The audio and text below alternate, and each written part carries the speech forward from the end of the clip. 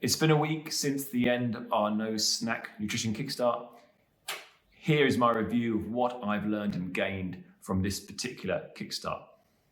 In terms of results, I started this Kickstart at 92 kilos and I'm currently 88.5 kilos. It can fluctuate, but let's say about 3 kilos have been lost during this Kickstart, and my body fat has dropped from 12.5% to 10.5%. Pretty happy with that so far. And if we talk about results, actually, we talk about this year's results. The Kickstarts have really helped me personally. I started the year, and some of you may have read and listened to my review of what happened last year, and obviously gaining quite a bit of weight over lockdowns and the stresses. Actually, not as much over the lockdowns, but just more towards the end of the year. A lot of stress, a lot of new stuff happening in my life, and obviously with everything that's been going on with COVID and the gym, put a lot of weight. By my standards, I was up to 96 kilos, 17% or over 17% body fat, which means that over the course of this year, I've dropped 8 kilos, 7.5 kilos and 7% body fat. Pretty happy with those results, especially the kilos in body fat matching up, because it's almost entirely fat that has been lost throughout that time. In fact, if we look at my muscle mass, when I use the in-body, it's around the same. It's around 46 kilos of skeletal muscle mass throughout. So I haven't lost any muscle throughout that time, really purely fat loss. The lesson from that is that you need to be patient when you are trying to lose weight. I've talked a little bit before about finding that balance between seeing results and going unrealistic with your diets. Sometimes it's good to have an initial boost and maybe go a little bit extreme for the first few weeks just to see some positive results from what you're doing, but you definitely need to have a plan that you can stick to over the long term. If we talk about what we've done so far this year, we started with the no booze, no sugar challenge. In fact, that one for me, I didn't lose too much because of the fact that I was substituting sugar with fats, cheese, and other carbohydrates, which I wouldn't normally do. In future years, I will definitely do the no bread version of that challenge. I just took it a little bit lighter this year, so I didn't see too much going on that one. I saw most of my major results come via the food tracking, where I started to actually track my macros again, track my calories in, my protein, fats, and carbs. That saw a huge transformation in the way I ate, put me back on the right track. It's just so easy to slip off into bad habits, think you're still maintaining good intake of calories and carbohydrates and proteins, and actually you do skew off, and it doesn't take too much to derail you slightly, and either you plateau or you actually gain weight, which in my case I had done. Moving on to this no snack challenge, which has seen a further improvement, and obviously as a general rule, the more fat you lose, it kind of slows down. We have that initial quick amount of weight that we lose, and then it slows down. So I'm pleased to keep a trend going downwards throughout. I have been pretty strict with my nutrition throughout this entire year, in that I haven't gone off the rails and have massive binges of food and drink. I've really tried to minimize my alcohol intake as much as possible, just only drinking for special occasions rather than that kind of midweek, a couple of beers with dinner. That often is the case. I substitute it with non-alcoholic beers. So I'm not just drinking water. I need something with some kind of flavor. But that's where I've been. Reduced my consumption of sugar. I don't really eat sort of treats during the daytime. I may have something after dinner. That's kind of my treat. With the no snack, the things that I found most challenging, as I've done in the previous year we did it, is just that ability to eat without distraction. So eating at a table, eating without your phone, TV, any kind of device is incredibly difficult for me to do. I do feel the benefits, and I definitely need to do this more often. I need to take time away from devices, as we all do, because we can be plugged in for the entire day. and you just feel like you've been looking at a screen for 12 hours, whatever it is. I mean, I know that I'm lucky that I work in an environment where I'm not necessarily looking at a screen, but when I'm outside of working with clients, then I am, and training myself, I am glued to a screen. So I do need to learn some lessons from that and stop using that as a way to escape boredom. All I'm doing is wasting time. I'll get better next year, he says. Definitely, that's a bad habit for me, and eating at the dinner table is also not great for me unless I'm at home with the kids. If I go home, put the kids to bed and eat with my wife, we tend to sit on the sofa and eat, which is a terrible habit. We will try harder, and I think it would be better in terms of for mental health, for relationship health, to actually eat at a table and not have those distractions. Maybe you'll get a conversation in that you wouldn't have done so otherwise. Anyway, that is what I found most challenging about it, actually more just the habit of when and where to eat and what to eat in front of, eating with that distraction. I will try that, and I won't necessarily wait till the next Kickstart. I'm just going to try, and now I'm talking about it, it makes me realise that I do need to try harder. So that is definitely something I need to work towards. The no snacking part, because I've done this in the previous occasions, and it kind of stuck with me from there, I have been pretty good. I think the main time I would snack personally would be getting home before dinner. That would be my guilty snack time. And I've managed to cut that one out. After dinner is still a bad habit for me in terms of dinner goes on for a long time, but I do eat quite late. So it's a difficult one when you're eating at, you're getting home, 6 o'clock, 7 o'clock, and then you put your kids to bed and you don't eat until maybe 7:30, then are you snacking after dinner, or is it just a dessert after dinner? I don't know. But anyway, maybe I need to have a cut-off time for my evening meals. That still is probably the worst habit I have, I suppose, for nutrition. It's the way I consume the most nutritionally, what's the opposite of dense? Non-nutritionally dense foods. I don't know what the word is. The shallow foods, maybe. Foods that basically just your sugary treats, things like that. That's when they become the habits for me, is after dinner time. So still a work in progress, as 90% of people's nutrition is, and you should be striving for a perfection that you can maintain, and definitely be aware of those habits and try to improve them whenever you can. But I enjoy the no snack element of it. Not grazing throughout the day definitely served me better. And if you have these hard and fast rules, in my case, if I have a hard and fast rule, it's much easier for me to stick to that, and I don't necessarily get distracted by food because I know it's not my time to eat. It's you training your mind as well as your body that you eat at certain times, and that is it. Rather than if you're just constantly grazing, your body never knows, and you're always signaling to want to eat. I think it's a really good habit to get into, to have these set meal times or windows to eat food. One of the things that I experimented with for the last couple of weeks of the Kickstart has really stuck with me, and that is participating in the 16-8. Some people call it intermittent fasting. I prefer to call it time-restricted eating, because I class intermittent fasting as when you fast for an entire day or more. Time-restricted eating is when you only eat in an 8-hour window per day. In my case, that 8-hour window starts at 1 p.m. and ends at 9 p.m.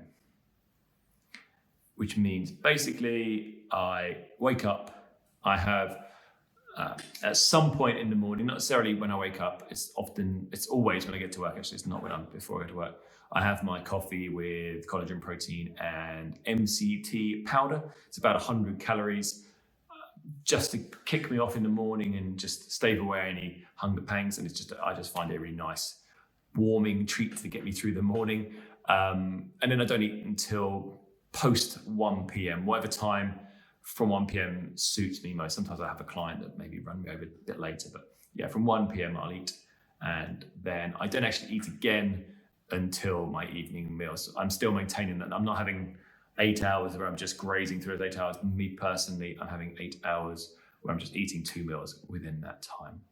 It really suited and suits my lifestyle. It actually makes life easier for me because it means when I get up in the morning, I can just get out the door, start work straight away without distractions. And I do my best work. I've always found this. My best work is done very first thing in the morning, admin-wise especially.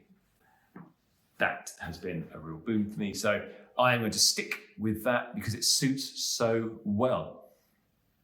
What I do with all of these things is I find things that work with my lifestyle though. So on a Thursday and a Sunday, I am at home with the kids, especially in the mornings. And I like to have breakfast with those guys. And therefore I won't be doing 16/8 on those days. It's just not convenient for me to do so. And I wouldn't do it if I was on holiday or anything that was breaking me from my normal routine. I just don't believe in having to stick by these rules throughout 52 weeks of the year. I mean, going on holiday, 2 weeks of the year, I suppose. So it's not like I'm breaking any, major habits by doing that. That I found really well, and it makes it a little bit easier to stick to your calorie numbers. It's really important to keep tracking, I found in my case, keep tracking your macros throughout all of these challenges, because you may think that you're eating fewer calories. Often you can make up for those calories quite quickly. And actually on the 8-hour time restricted eating window, I found that especially initially I was struggling to hit my calories, and then quite quickly I was struggling to stay within my calories because I would have too big a lump. So I had to be aware of that and still tap into MyFitnessPal. Those of you that are friends with me on MyFitnessPal will see that I haven't tracked every day. I just get in there because I often eat very similar things for my lunches. I just generally kind of go by feel and what I know. But on days where I'm eating maybe something that's more unusual for my standards, I will track a bit more just to make sure within those numbers. And sometimes I'm surprised with how many calories I have consumed within that time. So it's quite important that you still keep track on that and don't rely on just one method. As I've said in a previous blog, I talked about the ultimate diet being having a bit of everything. It's important you stick to these habits. This is why we do the Kickstarts and we implement different parts of what I consider to be good nutrition habits throughout those Kickstarts. And you can stick with some of those as you go along, or just use some of those and dip into those when you need to. So I love that time restricted eating. It works really well for me. Doesn't necessarily work for everyone, but in terms of my lifestyle, it works for me on those particular days. So 5 days a week, I'm doing that. I did do a 1-day fast. It was on a horrendous day to do it, where I was spending a lot of time rebuilding my patio. I managed to last 23 hours, which is by my standards, actually pretty bad. But I was absolutely ravenous and exhausted. So I fell into that one. I might dabble into the fast again when I maybe have a day where I'm busy, but I'm not too busy physically. I'm more busy mentally, so just keep me occupied during that time. Anyway, I've seen good results via the no snack, but keeping an eye on macros as well. So although we call it the no snack and you haven't necessarily got to do anything else, it's quite important, I think, to make sure that I'm sticking with those macros and those calories throughout. If you've been sticking with these Kickstart, it would be interesting for me to see how you're getting on, how your results are, both positive and negative as well. It's interesting to speak to people that maybe haven't had such great results and maybe talk about what they've done throughout that time and how vigilantly they've stuck by the task. With all of these, anytime you're doing a Kickstart itself, it's 4 weeks long, you can only really judge results if you have really been diligent with it. With everyone I say, and everyone I see for a nutrition consultation, I always say the minimum you want to do is 2 weeks of solid sticking by the letter of what we talk about in terms of macros, in terms of meal times, all of those things. That's the only way we can measure whether it is going to work on the long term or not. If you dabble with a diet and you're making 1 day a week or 2 days a week where you're breaking that, or 1 or 2 meals where you're eating far too many calories or whatever, you're eating far too many carbs, not enough protein, whatever it is, you can't judge results. Basically, it's like, you're doing a science experiment and someone comes along and licks the Petri dish in the middle of your experiment. You have to invalidate those results. The only way you can check if a diet works is if you stick by it vigilantly. And then you can say, right, this is the number of calories, this is the protein, this is the way I should be eating, and I know that this will get me a result. Once you've done that, you can then maybe slip off the habit, but at least you'll know, okay, I wouldn't get results this week because I had a night out on Friday night and a big breakfast on Sunday where I'd trying to eat out the hangover. And you can judge it from there, but don't judge any nutrition change you make until you've done it diligently for 2 weeks straight. Because if you start to skew those results with poor habits in the middle, they will affect it massively. Okay, and that's where these kickstarts come in. Is that they 4 weeks. The better you adhere to the rules, the better the results you should see. And if you've done that and you haven't seen results, it's not a failure, it's a lesson. In other words, if you've best way to say it, if you've set yourself a macro, say you set yourself a calorie target of 1,500 calories a day. I mean, that's quite a low number, but I'm just using that as just a round number. Say your calorie target is 1,500 calories a day, and you're eating a certain amount of protein, a certain amount of carbs. You do it for 2 weeks. You weighed yourself on our in-body, not something inaccurate. And in 2 weeks' time, you don't see a positive result. Then from there, you can learn that you need to make some changes, maybe reduce your quantity, maybe change your macro balance around, and then you can retest it. Ideally, we say 4 weeks. Maybe 4 weeks is a good one, especially for girls because of the menstrual cycle. So how your weight changes, how your fluid retention changes throughout those 4 weeks. It can have quite a large variance in terms of your results. So it's better to be checking it every 4 weeks in the luteal phase of your cycle, if you want to be very specific. That way you'll get a much more accurate result. But 4 weeks can be quite a long time to have 100% adherence. That's why 2 weeks is the next optimal time to do so. Like I say, I've stuck by these pretty diligently. Maybe out of those 28 days and this one, two days potentially where maybe I've been out for a meal and eaten more calories than I should do, or drunk some more alcohol than maybe I should do. So that would have skewed those results, but generally it's been pretty good. And as a result, I've got some pretty good results so far. I haven't been training excessively. I know that I've done, so you watch the virtual games, that obviously extra bit of training will make some difference, but not a significant amount. I mean, if I was doing marathon training or some kind of long steady state cardio, then yeah, I would expect to see even more reduction in body fat.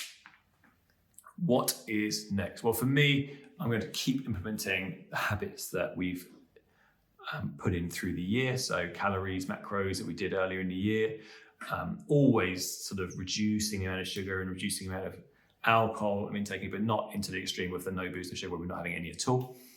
And definitely sticking with this fasting. I think, to be honest, I think this is barring, I don't know why I would change. This would be a habit I think I'll stick to for the long term, just because it suits me so well. It's more convenient and actually easier, and actually find it better. I feel better training fasted. I feel lighter, just kind of more amped. Maybe I'm in that hunter mode they talk about when you're a bit hungry, but I don't know, I feel better throughout that.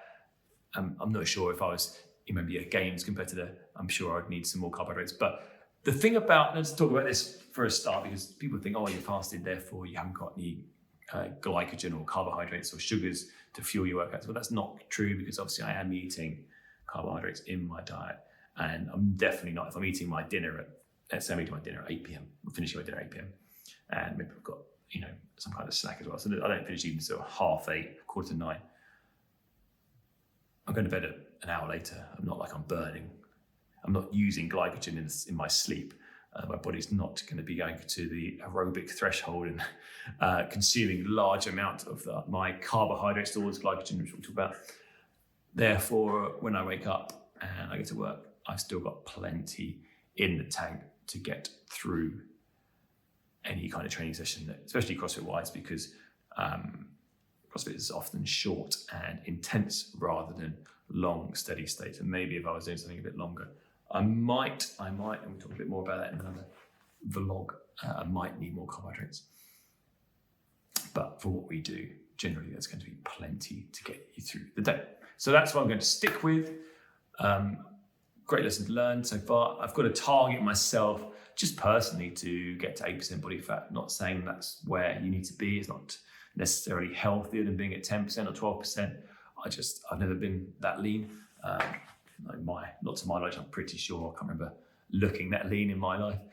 Interesting to see just kind of what it does, how it affects my performance as well, because obviously being leaner and lighter is beneficial for a lot of the stuff that we do in terms of bodyweight exercises. I see how that positively affects my performance. Once I get to that point, then I intend to increase my fueling, increase my calories, and eat a bit more towards the performance end, because I'm eating at the moment more towards the aesthetics end, which is trying to lose fat.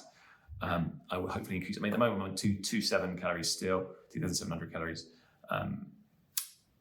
When we go into the performance mode, then I will bump my calories up fairly significantly, probably in the realm of, depending on what I'm training,